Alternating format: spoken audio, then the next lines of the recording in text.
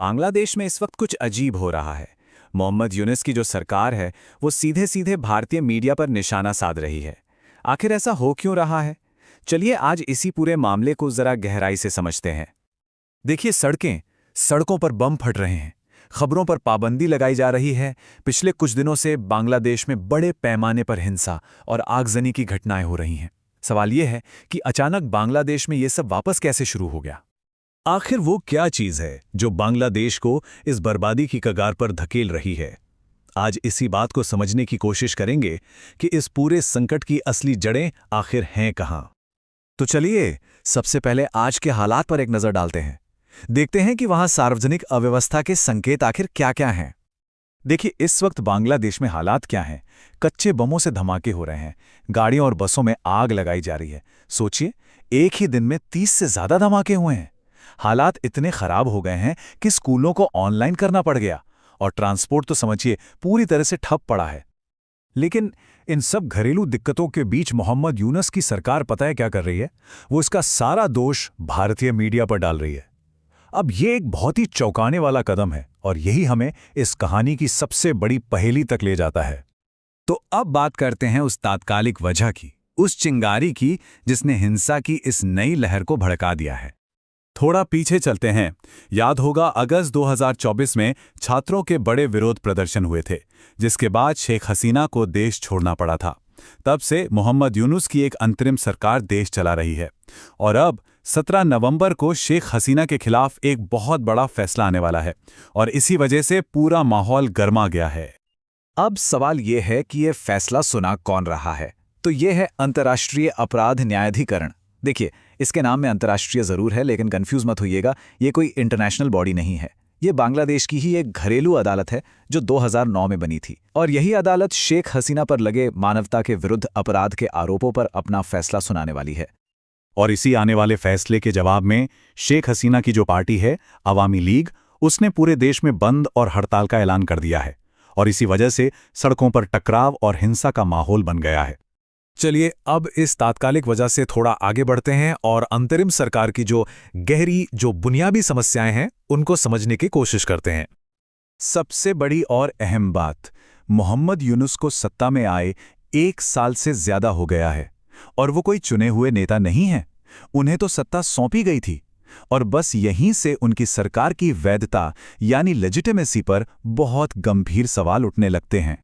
तो जो एक बहुत ही नाजुक सत्ता परिवर्तन था ना, वो अब एक बड़े संकट में बदल गया है। ये वैधता का संकट है और ये सिर्फ देश के अंदर नहीं बल्कि अंतर्राष्ट्रीय स्तर पर भी है। लोगों का सरकार पर से, सिस्टम पर से भरोसा वो लगातार कम होता जा रहा है। अब इस पूरे खेल में कई बड़े किरदार हैं। एक तरफ है अवामी लीग, जिसे लगता है कि उसे जानबूझकर टारगेट किया जा रहा है। दूसरी तरफ अंतरिम सरकार है जो खुद अपनी लेजिटिमेसी को लेकर दबाव में है। और दिलचस्प बात यह है कि जिन छात्रों ने हसीना को हटाने में मदद की थी, वो भी अब यूनुस सरकार के मानवाधिकार रिकॉर्ड को लेकर चिंतित हैं। और इन सब के बीच हैं सुरक्षा बल, जिनकी एक छोटी सी गलती भी हिंसा को और भड़का सकती है। तो अब देखते हैं कि कैसे ये सरकार अपने अंदरूनी नाकामियों से ध्यान हटाने के लिए एक बाहरी दुश्मन को एक बलि का बकरा बनाने की रणनीति पर काम कर रही है। तो होता क्या है? ये एक बहुत पुरानी तरकीब है।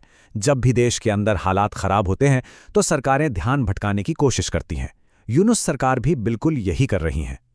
अपनी असली समस्याओं से, जैसे कि वैधता का संकट, चुनाव न करा पाना, इन सब से लोगों का ध्यान हटाकर सारा का सारा दोष भारतीय मीडिया पर डाल दिया जा रहा है। तो ये आरोप हैं क्या? सरकार कह रही है कि भारतीय मीडिया शेख हसीना के इंटरव्यू क्यों दिखा रहा है। वो अल्पसंख्यकों पर हो रहे हमलों की खबरों को फेक न्यूज़ बता रही है और भारतीय पत्रकारों पर सीधा सीधा हसीना का पक्ष लेने का आरोप लगा रही है।